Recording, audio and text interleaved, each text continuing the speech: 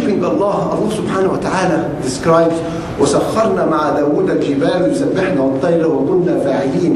Allah subhanahu wa ta'ala has inspired that to the mountains and to the birds that they say subhanallah with Dawood. And as we know, Dawood alayhi salam has the most beautiful voice. Allah subhanahu wa ta'ala has given him the most beautiful voice, and he says subhanallah, and it resonates with the mountains and the birds, and they say subhanallah with him, subhanallah. And as we know, وَإِن مِّن شَيْءٍ إِلَّا يُسَبِّحُ بِحَمْدِهِ. Everything says subhanallah. Everything in the universe says subhanallah. وَلَكِنْ لَا تَفْقَهُونَ تَسْبِيحَهُمْ. But you do not understand their wording. You don't understand how they say glory to Allah and subhanallah, but everything says subhanallah.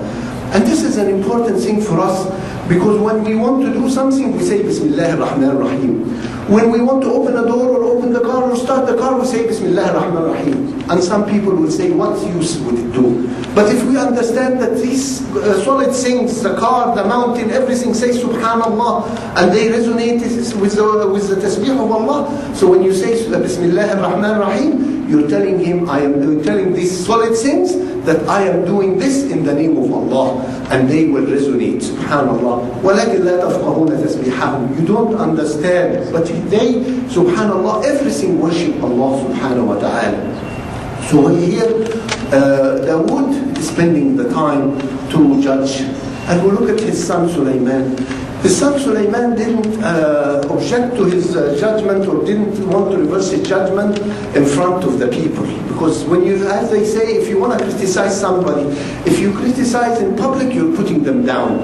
If you are telling them something in private, you are advising them. The advice between in public and private, in private it is advice, in public you're criticizing, and all of us don't like criticism.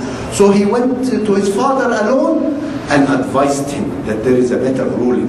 So when we want to advise somebody, we do it in private, rather than some of us say, no, this is not the right thing, and I have a better idea to show off. Sulaiman alayhi salam did not want to show off, he just wanted the best for the people. So he advised his father, and his father, the pride didn't take him. The arrogance didn't say, I am older than you, I am wiser than you, and I have ruled. He could have said that like all of us would do. Would say, I know, and now I don't want to reverse my word. But Dawood alayhi salam, listening for something kinder and gentler, he reversed his ruling. Subhanallah. So much lessons do we learn from two lines in the Quran. And each is a prophet, and each is a prophet of Allah, and each has knowledge, but we can see things from a different point of view. And Allah subhanahu wa ta'ala wanted to show us this, that there are different points of view. And even though all of us might be knowledgeable, we take the advice, we listen to other people's point of view, and if it's better, subhanallah, we follow. Just like the example, as we know in Al-Hudaybiyah, when Rasul sallallahu alayhi wa sallam had asked the Muslims to take the ihram clothing off, and they were looking forward to go to Mecca. So even though Rasul had asked them, they decided not to, hoping that Rasul sallallahu alayhi wa sallam would reverse his decision, and they head to Mecca.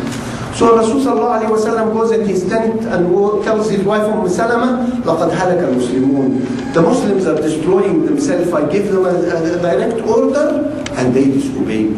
So what does Salama tell him? Ya Rasulullah, they're looking forward to going back home. The best thing you should do is go and change in front of them and shave in front of them. This way they know there is no hope, and they do.